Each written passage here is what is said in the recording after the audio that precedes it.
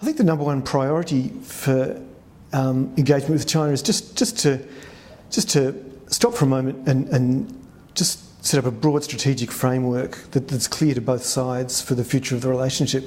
And the underpinnings of it are very clear. We've got a strong complementary economic relationship, and we need to make sure the political aspects fit into that well.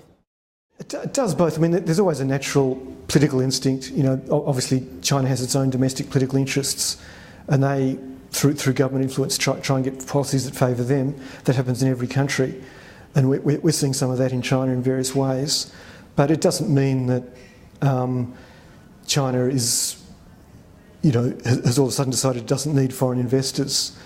In many ways, it doesn't need foreign money because it obviously has enormous domestic savings, but it does clearly need foreign technology, managerial practices, access to foreign markets, and it will need those. It will still need those forever. So it's not going to back off that broad engagement. Yeah, I think it's fair to say there's certainly surprise, but I don't think it's surprise in the sense there's a problem. It's surprise in the sense that they're really not familiar with our Westminster-style political system where the party can elect a leader or get rid of a leader at any time.